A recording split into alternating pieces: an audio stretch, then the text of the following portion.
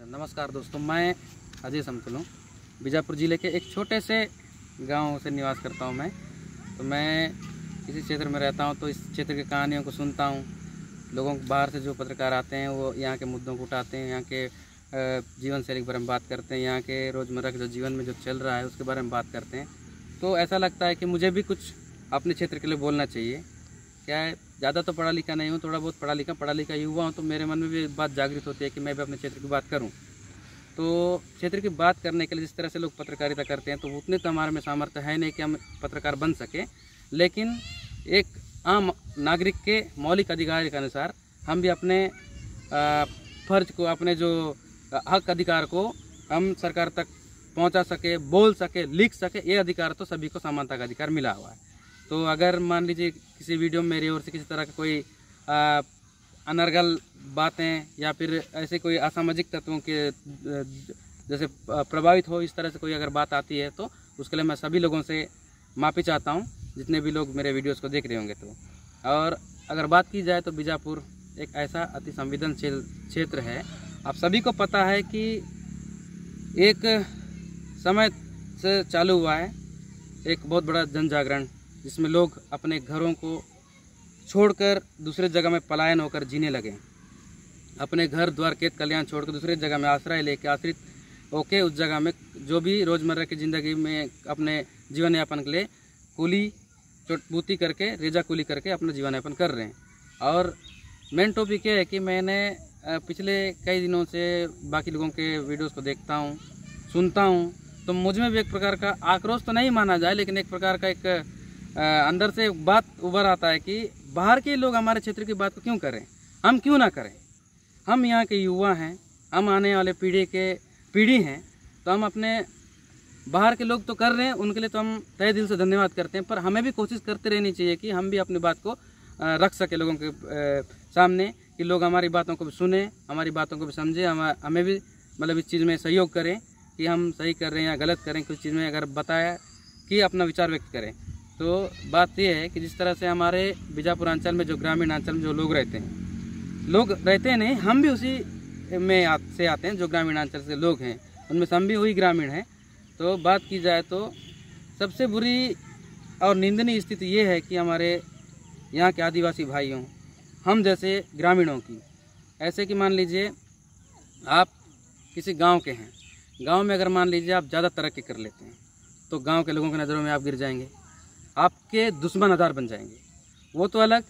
Plus मान लीजिए आप गांव में रह के गांव के लोगों को संबोधित करेंगे, एक गांव को मतलब आप संबोधित करने लायक बन गए कि आपके लोग आपका बात सुनते हैं, आपके विचारधाराओं से के प्रसन्न होकर आपके विचारधारा के अनुसार चलते हैं, तो आप क्या हो जाएंगे, आप गांव के नेता, लोग ऐसे बदनाम करने लग जाएंगे, गांव के नेता के नाम से बदनाम करेंगे। प्लस अगर आप ज़्यादा हाईलाइट हो जाएंगे तो लोग आपके प्रति और अनलगर आरोप लगाकर इधर उधर लोग उसका प्रचार करेंगे, आपको बदनाम करने के लिए प्रचार करेंगे, और आपको किसी न किसी तरीके से आपको फंसाकर आपको मतलब बिना गलती की सज़ा आपको दिलवाएंगे। या तो आपकी सज़ा क्या होगी, ऐसा नहीं कि आपको सिर्फ कुछ दिनों तक प्रताड़ित करके आपको छोड़ दिया, ऐसा नहीं है। यहाँ जो बीजापुर की बात की जाए तो सीधा यहाँ की जो नीति जिस हिसाब चलते आ रहे हैं इतने कई वर्षों से, सिर्फ मौत है। मौत इसलिए है कि देखा जाए तो देखिए, अगर मान लीजिए बीजापुर में रहते हैं आप, ग्रामीण क्षेत्र के हैं, और आके आप सिटी में रहते हैं, बीजापुर मुख्यालय में रहकर आप कोई जीवन यापन करते हैं, करते करते आप थोड़ा सा अपने आप में तरक्की कर लिए, तो आप क्या हो जाएंगे, राजनीतिक दलों के दलाल। जो राजनीतिक दल यहाँ चल रहे हैं बीजापुर जिले में, आप उनके लिए कार्यरत हैं, कार्य करते हैं, ऐसे आरोप लगाकर लोग क्या करेंगे, और मतलब ऐसे बहुत सारे यहाँ दल हैं, उनको हमारे बारे में बोलेंगे लोग, और क्या हो जाएंगे, हम उसमें बदनाम करेंगे, लोग बदनाम करके हमें क्या किया जाएगा, प्रताड़ित किया जाएगा, मानसिक रूप से, सामाजिक रूप से, राजनीतिक रूप से। और अगर मान लीजिए आप गांव में रहते हैं, गांव में अच्छे लोगों को संबोधित करते हैं, तो आप सरकार की नज़र देखेंगे तो आप क्या हो जाएंगे, एक तरफ से मतलब लोग ऐसे अनर्गल आरोप लगाने के बाद आप एक नक्सली हो जाएंगे। नक्सली के रूप में आपको पकड़ कर लाया जाएगा, या तो जेल भेजा जाएगा, या फिर किसी एक मुठभेड़ वगैरह में शामिल करके आपको मार के एक नक्सली घोषित कर दिया जाएगा। दूसरा बात, ये पुलिस की तरफ की बात होगी। माफ़ी चाहता हूँ, मैं इससे पहले बताया था, मैं इतना बड़ा बात बोलने लायक तो सामर्थ्य नहीं है, मगर मैं कोशिश कर रहा हूँ बोलने की, तो माफ़ी चाहता हूँ। और मान लीजिए दूसरे पक्ष की बात की जाए तो अगर मान लीजिए आप सिटी में रहकर, बीजापुर मुख्यालय में रहकर कोई जीवन यापन कर रहे हैं और गांव में भी जाकर अपना थोड़ा बहुत अस्तित्व जमा रहे हैं, तो आप क्या हो जाएंगे? सरकार का आदमी, मुखबिर है। ये सब सूचना लोग आगे किसी को कोई संपर्क लोग रहते हैं ऐसे, उनको दे दिया जाएगा, तो उसमें भी आप क्या हो जाएंगे? मुखबिर के आरोप में आपको भी मार दिया जाएगा। चाहे आप इधर रहो चाहे उधर रहो, तो मरना तो आपको तय है बीजापुर जिले में, अगर बीजापुर जिले के अंदरूनी अंचल में क्षेत्र में आप अगर निवास करते हैं तो। और अभी हाल फिलहाल में कई सारे घटनाएं हमारे सामने आई, हमने भी सुना और एकदम आंखों देखा बात है। लास्ट में होती क्या है? आपको इंसाफ कहीं मिलना नहीं है। आप यहाँ के, आपकी सबसे बड़ी गलती बीजापुर के जो जनजीवन, जो अंदरूनी अंचल में जो निवास रहते हैं, उनकी सबसे बड़ी गलती ये है कि वो इस क्षेत्र में पैदा हुए। वो सबसे बड़ी गलती है, उनकी गलती कुछ नहीं है।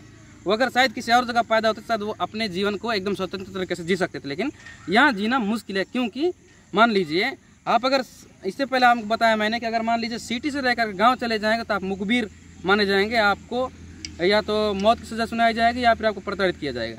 अगर मान लीजिए गाँव से रहकर आप सिटी आते हैं तो मान लीजिए वो मुखबिर हो गए आप।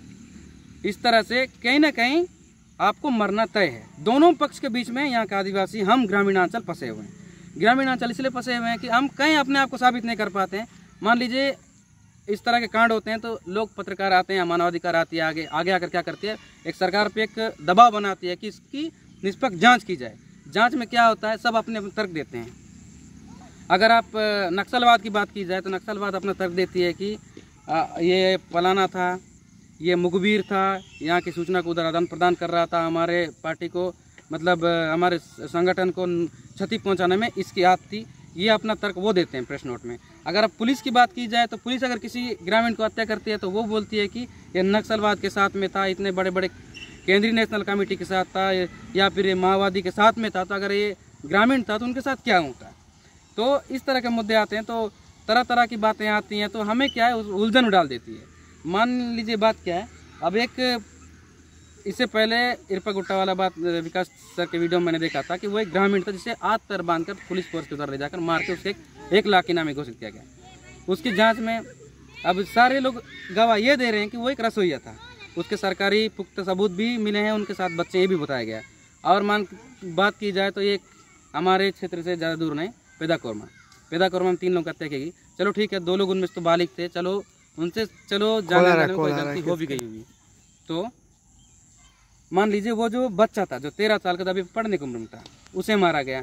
उसके अगर संबंध में अगर प्रेस वालों ने उनके ऊपर एक दबाव बनाया कि उसकी स्पष्टता बताया जाए कि क्या है, तो उन्होंने अपने तर्क में ये बताया। तो लेकिन सिर्फ प्रेस नोट जारी करके सिर्फ ये अपने मतलब गुनाहों को ये साबित कर देते हैं कि ये इसने ये किया था, इसने ये किया था, लेकिन इंसाफ यहाँ के लोगों को कहीं मिलता नहीं। इंसाफ की अगर मांग की जाए तो आपको क्या किया जाए? अगर मान लीजिए पुलिस किस तरह से आपको प्रताड़ित करते हैं उसके बारे में अगर आप बोलेंगे तो पुलिस आपको क्या करेगी? हजारों प्रकार के नए झूठे केस मुकदमे आपको पर दायर करके आपको किसी न किसी रूप में प्रताड़ित करेगी। अगर आप माओवाद के खिलाफ बोलते हैं तो माओवाद आपको ग्रामीण होने के बावजूद भी आपको क्या करेगा? आप उनके खिलाफ बोलेंगे, आपने गलत किया, तो आपको उधर से भी आपको प्रेशर मिलेगा, इधर से प्रेशर मिलेगा। तो इस तरह की जीवन है ये बस्तर के, बीजापुर जिले के जो ग्रामीणांचल के लोग, इनकी जीवनी इनकी मतलब हमारी खुद की जीवनी, हम भी उसी ग्रामीणांचल से आते हैं। अब क्या है, देखिए मैंने सोशल मीडिया के सामने बोलने का इतना सामर्थ्य मेरे में नहीं है, मगर क्या है, मैं रोज़ देखता हूँ ना, मैं खुद ही इस चीज़ में कंफ्यूज हूँ कि हम किस हालत में जी रहे हैं, हमारी जीवनी क्या है, हमारा अस्तित्व क्या है। हम हर तरफ से दबे कुचले जाते हैं। चाहे अगर हम बात की जाए माओवाद की, माओवाद भी एक तरह से हमारे ऊपर प्रेशर बनाती है, आम आदमी के ऊपर। सरकार आती है, पुलिस आती है, पुलिस भी हमारे ऊपर प्रेशर बनाती है। अगर पुलिस आती है, गांव से घूम कर जाती है, तो पुलिस क्यों आई थी जांच पड़ताल में? अगर माओवाद आते हैं तो यहाँ के ग्रामीणों को ही परेशान करती है, मारना पीटना करती है, अगर क्योंकि आपके बताने पर पुलिस आती है। अगर मान लीजिए कोई माओवाद हमारे गांव से गुजरता है तो पुलिस आती है कि तुमने क्यों नहीं बताया। अगर आम आदमी करे तो क्या करे? सब वर्दीदारी, बंदूकदारी, हथियार लेस लोग आते हैं, चाहे वो पुलिस के आदमी हो चाहे माओवाद के आदमी हो। आदमी बीच में फंसता कौन है? आम आदमी। आम आदमी चाह कर भी अपने हक के खिलाफ अकेले बोल नहीं पाता है, क्योंकि मैंने इससे पहले बताया कि अगर आप किसी के खिलाफ भी अगर बोलते हैं तो आपको जाहिर सी बात है कि ग्रामीण हैं तो आपको तो किसी न किसी रूप में आपको प्रताड़ित किया जाएगा। चाहे वो ग्रामीण रूप में अगर बात की जाए तो सामाजिक रूप से, आर्थिक रूप से, राजनीतिक रूप से आपको मानसिक रूप से प्रताड़ित करके आपको किसी न किसी रूप में आपका आवाज़ को दबा दिया जाएगा। वो यहाँ की बीजापुर की राजनीति है। आप किसी के खिलाफ ज़्यादा बोल नहीं सकते हैं, इसलिए मैं ज़्यादा ना बोलते अपने वीडियो को यहीं विराम करता हूँ। अगर मान लीजिए मेरे किसी एक भी शब्द से मैं चुभता है तो मैं उसके लिए सबको हाथ जोड़कर विनती करके माफ़ी चाहता हूँ, क्योंकि देखिए मुझे बोलना लगा, मैंने बोला। अगर मान लीजिए दोनों पक्ष की मैंने बात की, दोनों पक्ष में अगर किसी को भी बुरा लगता है तो उनसे मैं माफ़ी चाहता हूँ। देखिए जिस तरह से आज बीजापुर में जो माहौल बना हुआ है, जो ग्रामीण अंचल के लोग जिस तरह से जीवन यापन कर रहे हैं, अमूमन लोग तो कुछ कुछ चीज़ें गलतियाँ जो करते हैं शौक से कोई नहीं करता है। मैं जानता हूँ, मैं ग्रामीण से हूँ, ग्राम अंचल से मैं भी निवास करता हूँ, तो सभी की अपनी अपनी मजबूरी होती है। तो सबकी मजबूरियों को कृपया थोड़ा समझने की कोशिश करेंगे तो ज़्यादा अच्छा रहेगा, क्योंकि पब्लिक को किसी ने आज तक कुछ नहीं दिया, सब ने सिर्फ उनका मिसयूज किया है, चाहे सरकार हो चाहे दूसरे कोई भी दल हो। इस तरह से थोड़ा सा पब्लिक को भी रहम दिखाए, क्योंकि पब्लिक के बगैर ये दुनिया कुछ नहीं है। तो पब्लिक का होना ज़रूरी है। आम आदमी को भी उसके स्वतंत्रता से जीने का अधिकार है, तो सबके अधिकारों को हनन ना करते हुए सभी को थोड़ा सा जीने का उन्हें आज़ादी दी जाए तो ये सबसे अच्छा रहेगा। और ज़्यादा बोलने का तो बहुत ज़्यादा है, मगर ना मैं नहीं बोलूँगा, वीडियो को यहीं अंत करूँगा। नमस्कार।